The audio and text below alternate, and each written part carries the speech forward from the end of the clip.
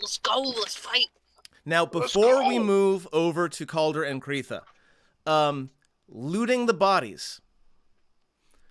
I am a huge fan of randomly rolling for what's in a giant's bag. So, there are a few items that I know are going to be in there. It is golden goose. But we're gonna do some rolling. So I'm gonna make this visible to you so you can see it as we go.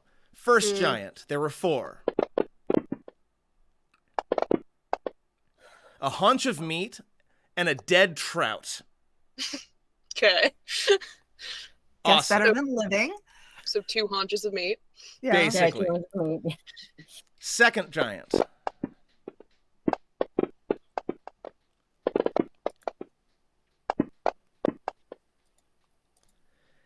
A bell, an idol, a riding saddle, and yes, a trombone.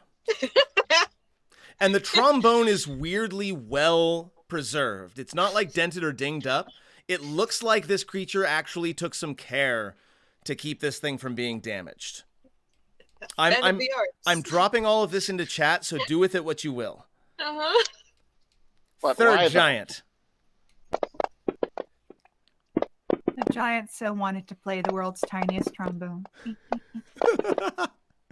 260s on a 6. Okay, so first off, a tent, a rocking chair, which it was probably using as its great club, some moldy cheese, you're not sure if it's supposed to be moldy or not, 2 loaves of bread, and as you get down to the bottom of the bag, you hear a buzzing, and it gets louder the deeper into the bag you go, and as you pull like the tent up, you find there's a whole ass beehive at the bottom of the bag. Give me a wizard shit. Give me a who's the person who's actually digging through this bag? I'll let you figure it out. That'd be Namani. Okay.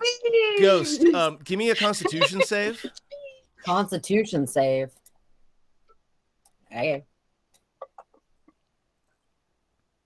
Oh yeah. You have no problem with bees. I will wear the beehive as a hat. Yeah, the bees. Put it up with your fancy dew. The bees know well enough to respect you. That's what's going on here. And I will also take some of the honey, but because I am a bear totem barbarian, and that seems like it's required. I agree. This is why I love rolling this. Okay. One more. Mr. Bear Totem, would you like some honey? Another dead trout, another idol, and another tent in this one. And then finally, there are 2 items that are significant that you find. One, oddly enough, is a string of beads. Oh shit, is it the same string of beads? A second is there is like a weirdly enough for a giant, a dusty old book. I would like to look through the whole book. I would just I want to fan through it.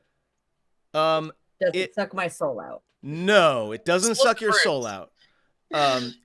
You do feel like, though, dusty old tome. You do feel like you'd really like to read it more. I lick the pages. It's mine now. And then finally, and I love this part. He talks about the Outer Banks. Whoops. And then finally, a pair of boots that are the most garish, most ostentatious. They literally have. I'm sharing an image.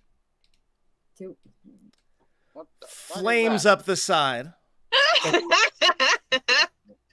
Oh my god. Okay. What does the necklace look like? The necklace is a string of beads of various colors. They're all sort of they're not they're kind of like pastel colored. Okay. So Nomani goes will gather all these things, shove them into a bag, and then climb back over the wall. And we'll go, beads, these are probably yours. Boots, probably yours. I'm keeping this book. I've already licked it. Okay. All right. Puts the beads and the boots into the bag of holding. I want to be perfectly clear. Ghost hands these off because Ghost's entire like design is like gray and blue and like It's you the can't fucking colors. tell. Like listen, I'm not gonna be the World of Warcraft character running around with a fucking Hello Kitty like shield just because its stats are better, okay? I need a translog location. I'm sure there'll be a way to change the colors of it, if that's something that you want to do. But we'll get to Find some that shit and I will wear when the we get to cool-ass that. boots because they are cool, but it's not Nomani's vibe, and that's unfortunate. Is there anything that Nomani and Echo would like to do before we move back to Calder and Kretha? I'm gonna start reading the book because it told me that it wanted me to read it. It's going to Echo- take 8 hours to read. Oh, that's so long. I don't have the concentration for that. Shit. Echo is gonna do his wholeness of body thing to heal a little bit, and then he's gonna start organizing people like, okay, we need a new crossbeam for the door. We need, let's get the injured taken care of, more arrows up onto the thing. Like, it's not over just because we shut the door. Like, he's trying to do it in a deep dwarven voice. I don't know how convincing he is. Give me a I'm- performance. Can I give but it the aid? Perception, sir.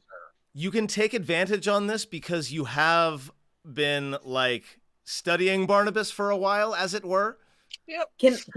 Can I aid it by loudly following the instructions with phrases like, "Yes, of course, King Barnabas." Right Yes. away, King Barnabas. Perfect, yes. Take a +2 in addition to your advantage. Okay, let's see. Oh yeah, people fall right in line. There's for one. So at first they just kind of are gaping at you, right? Because King Barnabas is a lot of things. He is not a monk.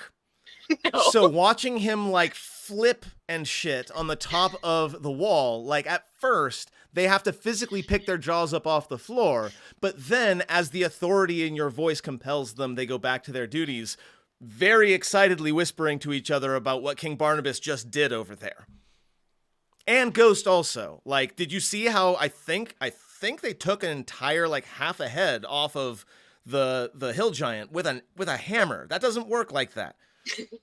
And yet, all right, Um, that's what we're doing. excellent. So let's go ahead. Like, We're gonna move back to Calder and Kretha.